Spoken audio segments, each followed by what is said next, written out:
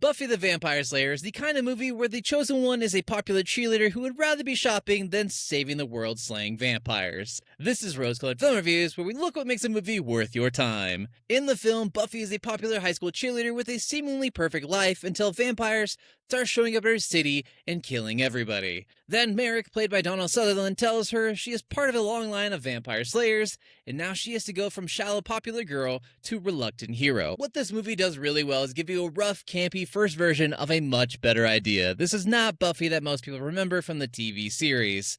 The show took the concept and gave it more depth, stronger characters, and a much better mythology. But this, as a goofy early version, the movie still has some of its charms. Kristy Swanson works pretty well as this version of Buffy. She sells the popular cheerleader side at the beginning and is fun in the Slayer side. Luke Perry as Pike is also one of the strongest parts of the film to me. He brings more charm than expected, and his reactions to the vampire madness are honestly some of the best, most grounded parts of the film. Especially when David Arquette's vampire character shows up floating outside of his window, and Pike basically reacts like, "No, you're being weird, you're asking for permission, and you're floating. I'm not letting you in, go away.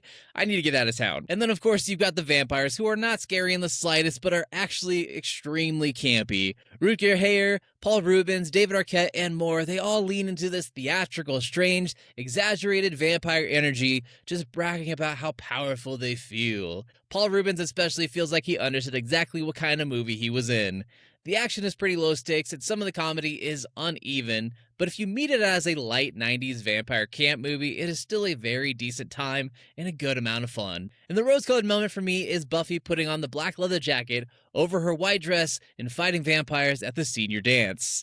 This is the moment where the whole idea finally all comes together. Buffy's two worlds colliding as her classmates watching her slay vampires in awe or just shock, all while Stephen Root tries to pass out detention slips to all the vampires. It is goofy, it is campy, and probably the closest thing the movie gets to fully becoming what it wanted to be. And of course, Paul Reubens' death scene is one of the most ridiculous death scenes in all of cinema here, so it's just fun. And trivia nugget here for you, but Buffy the Vampire Slayer was actually Hilary Swank's theatrical movie debut, and reportedly, David Bowie, Mick Jagger, and Carrie Elwes were planned for vampire cameos, but those appearances were cut because of time and budget constraints. Unfortunately, that would have been awesome. This is Rose-Colored Film Reviews, where we celebrate the movies that prove sometimes even an uneven first swing can still have a killer concept underneath it all and be a fun, campy ride. So tell me, is Buffy the Vampire Slayer a fun, campy vampire movie, as I've been saying, or is it impossible not to compare it to the TV series?